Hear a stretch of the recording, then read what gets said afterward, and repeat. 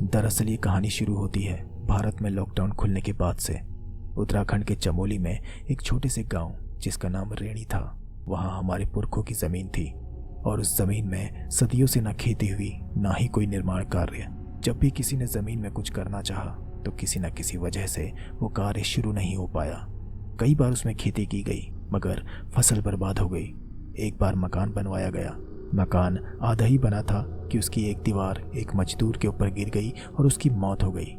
लोगों का मानना है कि वो ज़मीन शापित है, उसमें भूत प्रेतों का वास है, मगर मैं भूत प्रेतों पर यकीन नहीं करता।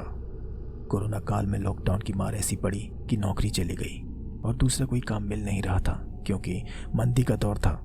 मेरे पास थोड़ी बहुत सेविंग थी तो सोचा अपने गांव चमोली में ही अपना कोई छोटा मोटा व्यापार कर लूं। इसलिए गांव में अपने दादाजी द्वारा आधा बनवाया गया मकान मैंने पूरा बनवा लिया। काफ़ी अड़चने, काफ़ी रुकावटें आई मगर काम पूरा हो गया। किसी का कोई नुकसान नहीं हुआ, लेकिन असली मुसीबत उसके बाद आई। छोटी सी पूजा करवाने के बाद हमने उस घर में गृह प्रवेश कर लिया। मैं, मेरी बीवी कविता और हमारी 6 साल की बेटी पिंकी। उस घर में जब हम रहने लगे तभी से मुझे ऐसा लगने लगा था कि उस घर में हम 3 नहीं 4 लोग हैं। रात में अक्सर वहाँ चलने की आवाज़ें आती थी, कभी किसी औरत की खांसने की आवाज़ आती। एक रात मेरी नींद खुली तो देखा मेरी बीवी कमरे में नहीं थी और किचन में से बर्तन धोने की आवाज़ आ रही थी।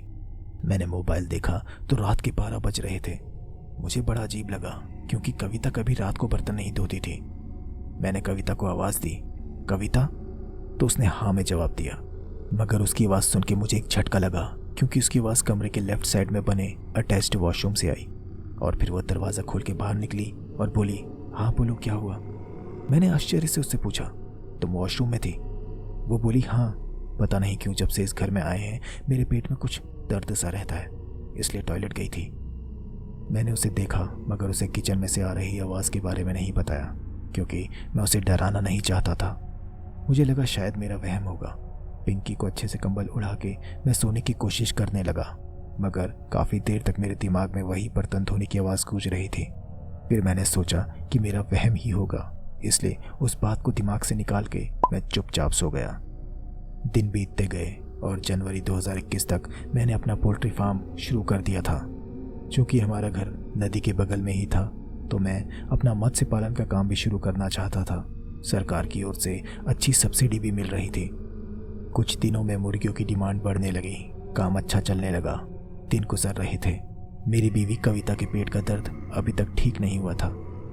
काफ़ी डॉक्टर्स को दिखाया, कई टेस्ट कराए मगर सभी रिपोर्ट्स नॉर्मल आई।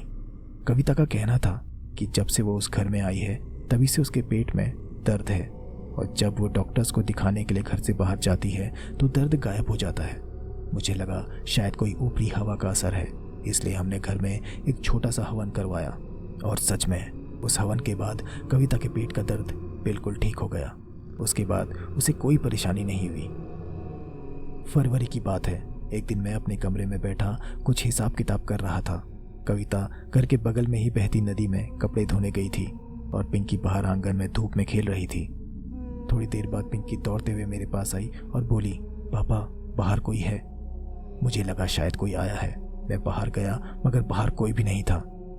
मैंने पिंकी से पूछा तो उसने बताया कि घर के पीछे केले के पेड़ों के बीच कोई बूढ़ी औरत खड़ी होकर उसको इशारा करके अपने पास बुला रही थी। मैंने उस जगह पर जाकर देखा मगर वहाँ कोई भी नहीं था। केले के पेड़ों के पास जब मैं खड़ा था तब मेरे पैरों पे कुछ चुभा। मैंने पैर हटाकर देखा तो वहाँ पे मिट्टी में सना हुआ एक हार गिरा हुआ था। मैंने उसे उठाया और अच्छे से देखा। वो तांबे का बना हुआ बहुत पुराने ज़माने का हार था जो समय के साथ पुराना और ख़राब हो गया था। वो ज़मीन हमारे पुरखों की थी, इसलिए उस हार को मैंने पुरखों की निशानी समझ के संभाल दिया। पर वो बूढ़ी औरत कौन थी इसका पता नहीं चल सका। मैं वापस अपने काम में लग गया और पिंकी को भी पढ़ने के लिए बोल दिया। थोड़ी देर बाद मेरी पत्नी कविता आई और उसने मुझे एक बूढ़ी औरत के बारे में बताया। उसकी बात सुनकर अब मुझे थोड़ा डर लग रहा था। कविता ने बताया कि जब वो कपड़े धो रही थी तब नदी की दूसरी ओर एक बूढ़ी औरत खड़ी होकर कविता को ही देख रही थी। कविता को लगा गांव की कोई बुजुर्ग औरत होगी। उसने हाथ जोड़कर और सिर झुकाकर उसको प्रणाम किया मगर वो बूढ़ी औरत ने कोई प्रतिक्रिया नहीं दी। इसलिए कविता वापस अपने कपड़े धोने लगी और जब कुछ पल बाद उसने सिर उठाकर उस औरत को देखा तो वो औरत वहाँ नहीं थी। मैंने कविता से उस बुढ़िया के बारे में सारी जानकारी निकाली कि वो कैसी दिखती थी, कैसे कपड़े पहने थे। फिर पिंकी से भी वही पूछा। दोनों की बात सुनकर यही लगा कि वो दोनों बूढ़ी औरतें एक ही है। शाम को मैंने गांव के कुछ लोगों से उस औरत के बारे में पूछा तो सबने बताया कि उन्होंने वैसी एक औरत के दिखाई देने की सिर्फ बात सुनी है, पर कभी उसे देखा नहीं। उनमें से एक दो लोगों ने बताया कि जिस जगह में हम रहते हैं वहाँ से आने जाने वाले लोगों को कभी कभी किसी के चलने की आवाज़, खांसने की आवाज़ और पत्थर फेंकने की आवाज़ सुनाई देती है। उस जगह में कुछ ना कुछ गड़बड़ है। उनकी बातें सुनकर अब मुझे और ज़्यादा डर लगने लगा था, क्योंकि चलने खांसने की आवाज़ तो मैंने भी सुनी थी। उसी शाम जब मैं लौट रहा था तो अंधेरा बहुत हो चुका था, ठंड भी काफ़ी थी। घर पे पिंकी और कविता अकेले थे। अब मुझे उनकी फिक्र हो रही थी और घर पहुंचने की जल्दी भी। मैं जल्दी जल्दी घर की ओर बढ़ रहा था। मोबाइल की फ्लैशलाइट में रास्ता तो साफ दिख रहा था, मगर चारों तरफ घुप अंधेरा था। मैं चल रहा था, तभी मुझे पीछे से किसी के चलने की आवाज़ आई। मुझे लगा कोई मेरे पीछे है। मैंने मोबाइल की टॉर्च घुमा के पीछे देखा, मगर पीछे कोई नहीं था। मैं समझ गया था कि ये मेरा वहम नहीं है। मैं तेज तेज कदम बढ़ाने लगा और लगभग दौड़ने लगा। तभी मेरे सामने एक काली भैंस आ गई और मैं उससे भिड़ते भिड़ते बचा। वो भैंस मेरे घर की तरफ ही जा रही थी। पता नहीं क्यों उस भैंस को देखकर मेरा डर कम हो गया। उस भयानक रास्ते में कम से कम किसी का सहारा तो मिला। मैं भैंस के पीछे पीछे चलने लगा और इधर उधर भी देख रहा था। चलते चलते मैं मेरे घर के नज़दीक पहुंच गया। घर के पास पहुंचते ही वो भैंस रुक गई, मानो जैसे मुझे आगे जाने के लिए रास्ता दे रही हो।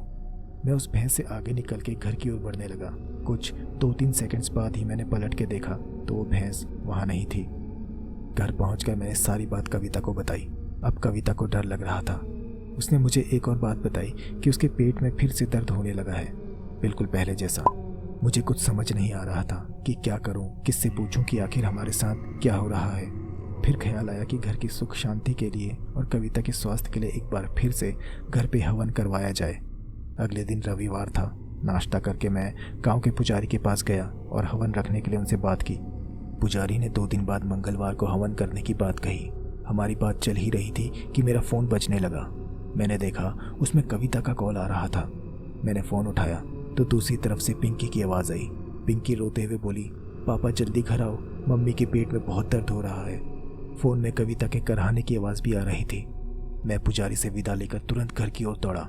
घर पहुंचकर देखा कविता पेट पकड़कर ज़मीन में लोट-पोट कर रही थी और उसकी चीख सुनकर लग रहा था मानो जैसे किसी ने उसका पेट चीर दिया हो।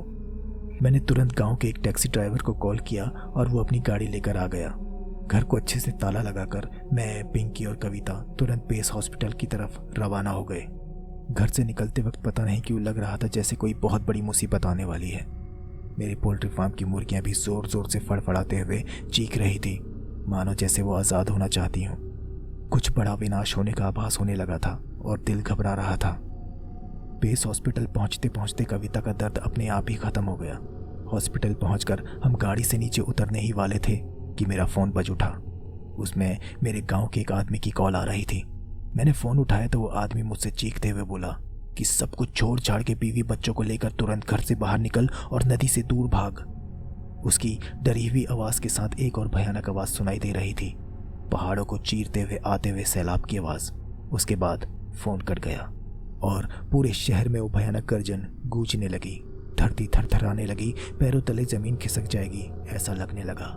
हम टैक्सी लेकर वापस घर जाने लगे। रास्ते में बहुत बड़ा जाम लगा हुआ था। सभी लोग अपनी गाड़ियों से उतरकर पहाड़ से नीचे देख रहे थे। कई लोग वीडियो बना रहे थे और कई लोग अपनी आंखों के सामने मौत का मंजर देखकर बस सबकी सलामती की दुआ मांग रहे थे। हमने कार से उतरकर पहाड़ से नीचे देखा तो देखकर हमारी रूह कांप गई। नीचे नदी में मौत दौड़ रही थी। मिट्टी, पानी, पेड़, चट्टानें सब बहते हुए नीचे की ओर जा रहे थे, उसी ओर जहां हमारा घर था। खबर मिली कि नीचे की ओर सब बर्बाद हो चुका है। कई लोग मारे जा चुके हैं और कई गायब हैं। अगर सही समय पे हम वहां से बाहर नहीं निकलते तो शायद हम भी मर चुके होते। अब मुझे सब समझ आने लगा था कि उस घर में कोई तो था जो चाहता था कि हम उस घर से चले जाएं। कविता के पेट में दर्द सिर्फ तभी होता था जब वो घर में होती थी। जब भी वो घर से दूर जाती तो वो दर्द गायब हो जाता। और 7 फरवरी 2021 को तबाही से ठीक पहले कविता के पेट का दर्द हमें उस घर से बाहर ले आया और हमारी जान बच गई। जिस ओर हमें जाना था वहाँ सब कुछ खत्म हो चुका था। अब ना मंजिल थी ना कोई ठिकाना। कविता के घर वालों ने न्यूज़ सुनी तो तुरंत कविता को कॉल किया और हमें अपने पास बुला लिया। मेरे माता पिता तो इस दुनिया में नहीं हैं, इसलिए बाकी रिश्तेदारों से उस बूढ़ी औरत के बारे में जानकारी निकालने की बहुत कोशिश की। तब जाके मुझे मेरे दादा के बड़े भाई के बच्चों से उस औरत के बारे में पता चला। उन्होंने मुझे एक पुरानी फ़ोटो खींचकर व्हाट्सएप की।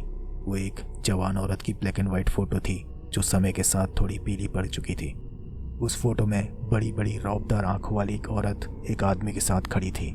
वो मेरे दादा के दादा दादी थे। उस फोटो में उस औरत ने एक शानदार हार पहना हुआ था, बिल्कुल वैसा ही जैसा मुझे मेरे घर के पीछे ज़मीन में मिला था।